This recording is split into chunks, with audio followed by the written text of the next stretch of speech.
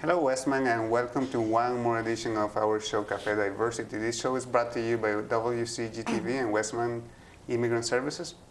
And on this show, we take you on a journey really to know the diverse people that live in Westman and all the ways in which they contribute to our communities, and also we're going to hear about their stories, their background, and so many other good stories. We are here today with two very special people, Joy Escalera, who is on the committee for the organization of the Asian Heritage Festival, and also Elena Santin, who is one of the performers that are going to be participating at the festival. So we're talking all Asian today. Yes. How are you doing? We're good, and thank you for having us today. Thank you, yes. You're welcome. So what is the Asian Heritage Festival? Let's start with that simple question. What is it? Well, it is an event that is a venue for us to celebrate the contributions of our Asian heritage to the Canadian culture. I think it was 1993 when the government of Canada has decided to have May as the month for celebration of Asian heritage. And that's really interesting because we were discussing off cameras how there are tons of books and movies about the Asian heritage in Canada, and there's a lot that has been written and said about that, but Brandon is just recently coming into all that wave, all that same tuning with the rest of Canada in terms of the Asian population Asian community becoming part of our community. Yeah, like what I've said, in 1993, like the whole Canada, different cities, they've started like these festivities. But for Brandon, it was not until 2012 that we had our first Asian Heritage Festival. Do you want to share? Yeah, actually, I was one of the performer at the very first 2012 Asian Heritage, and it was a really good experience. It's nice to see different, Asian culture come together and show what they have to offer to the community, and showing their cultures and traditions and food, especially. And I think that's really important because in Manitoba there is a huge influence of Asian cultures. Let's say, for example, that Tagalog, the language from the Philippines, is the second language spoken after English in Winnipeg and surrounding area. And in Brandon specifically, is the third. The Asian languages are placed third in terms of how many people speak it as a mother language. So I think knowing about their culture is really important, and it's key for developing our community and understanding each other. So now we know what the Asian Heritage Festival is. It's a special day that was proclaimed by the government of Canada in 1993. And it's happening in Brandon when? For this year. For this year, on Mother's Day, it's a very special day, on May 11th at the City Hall foyer. And it will happen from 1 in the afternoon until 4:30, although doors are open at 12:30. So that means that it's not going to be only Mother's Day that day for Brandonites, but also a great opportunity for maybe taking your mom to that very special day and doing something, especially if she enjoys culture, right? There's going to be different things, like performances and dances. What is specifically available for the public, for people that choose to go to the festival? Well, we'll have different performances. We have dance, singers. We also have martial arts performances from not only from Brandon, from Winnipeg, and from Nipawak. And I would also like to mention that this is in partnership with the Asian Heritage of Winnipeg. So their chair, Art Mickey, is really helping us to organize Put this together, yes. So you said there are going to be dances. Martial arts, is it going to be dangerous for people?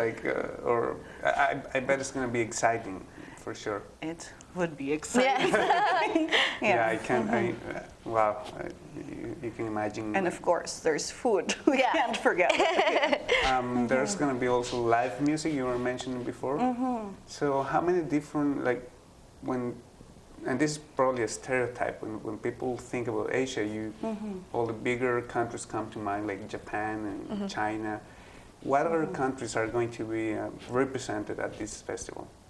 On May 11, I think we have 5 countries from Asia, and that would include Philippines, India, Indonesia, Korea, and India?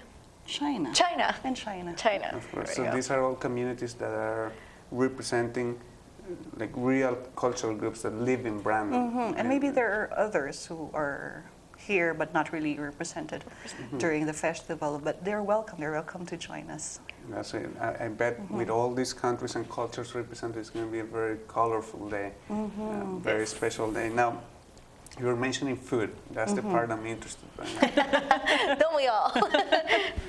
Is there a price for the food? People have to bring some cash in? Or is it free? It's for free. For free. It's For free. a family Oh, wow. event, and everything is for free. So you can get in for free, and you can get food Food Some free? refreshments, yeah. We'll And have then- appetizers and some drinks, and of course, a performance. is So, free. yeah. And what kind of food is going to be served? It would be an Indian food, Okay. but we're still finalizing the menu. but yeah, most. Well, Indian food is one of my favorites, so Oh, I bet a lot of people are going to be there just for the food. But the entertainment, you were saying also off cameras that entertainment is not only local entertainment, because we have seen really good groups at the Multicultural Festival and the Winter Festival, but there are also people coming from out of province. Yeah, like what I've mentioned, that we're partnering with the Winnipeg Asian Heritage, is why they were bringing in some of their performers and also performers from Nipoa. So it So- will be full-packed afternoon. A very good variety too. Yes, And yeah. what are some of the local performers participating? Well, one of them would be the Westman Filipino communities participating again, and that is including myself. And then also the Nipoa dancers, who's also bringing in some Filipino cultures, and then some from Winnipeg. And I think for a really big thing for the opening ceremony, we'll have a lion dance from China. So China. that's really yeah. a very popular Isn't there a performance. Bollywood And- dancing too? Yeah, Bollywood there would dancing? be. Bollywood dancing. Yes. So for people that are not from Bollywood, is amazing. It's dance Yes, from exactly. India, and it's very colorful. Colorful. Yes. Yeah. It's named after Hollywood, but it's like an Indian version. So it's Bollywood, called yeah. Bollywood. Elena, you are one of the performers Yes. that has participated in the past, and now you're repeating. Tell us a bit about your performance. What is it about? What are the dresses you're going to be using? What culture? It's really representing our folk dances. I guess the main one's going to be, I don't know if you've ever been to our performance before, but it included the bamboo dance. I guess it's been popular, our popular performance ever since we started performing in Brandon. So it's going to be there and a lot more. I won't tell. It's going to be a surprise. There is something that is very popular too in the Philippine culture, and it's the fashion show where they show all the. Are you gonna have that too at this festival? Not this time, but there's another group who's doing fashion show. Okay. I think that's the Chinese population who's doing that. So And I that's think it's something to really look forward to. Yeah. You get to know all the different traditional dresses that people use, and the reasons why they use it and why they are traditional. So it's really educational experience. Correct. Also. And it's not just for like people in Brandon, but also those, like for example, Filipinos who were born here, or like children from other countries who just lived here for so long that they didn't have the chance to really see their culture from their own countries. Yes. So this is a good opportunity Opportunity for them to really learn about their culture.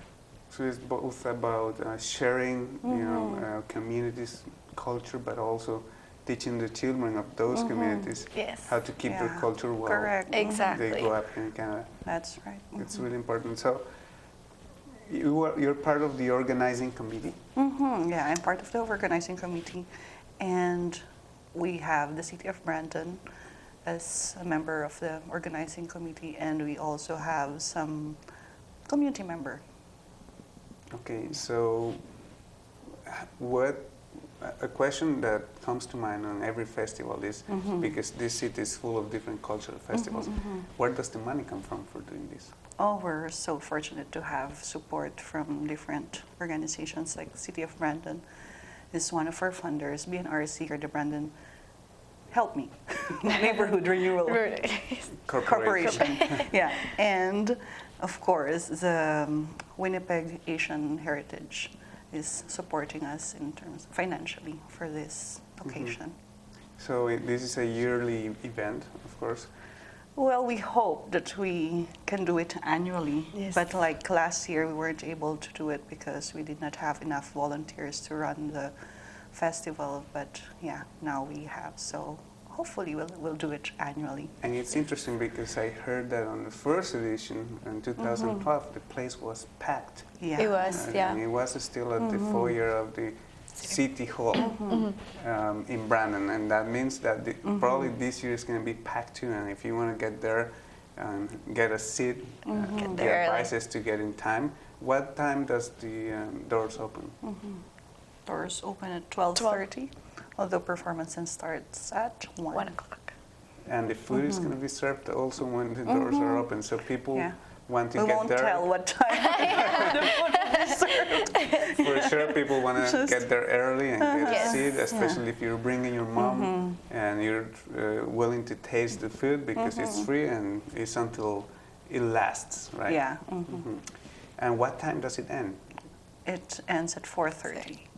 And I hear that there is also an intermission in between.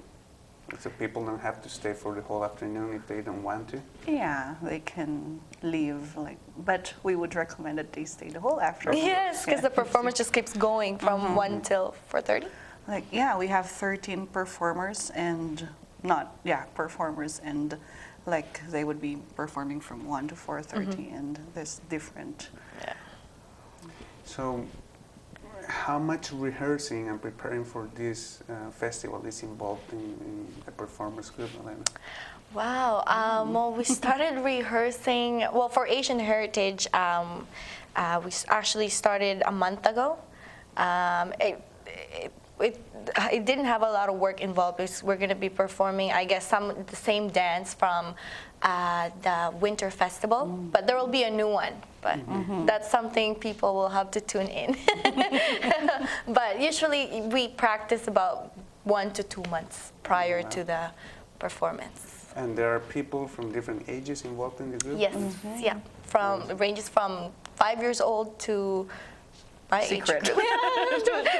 Yeah, some of them. So you have little kids because We have people usually little love that. Yeah. Yeah, exactly. And Yeah. also, more grown-up dancers that Yeah, will be exactly. showing all their skills.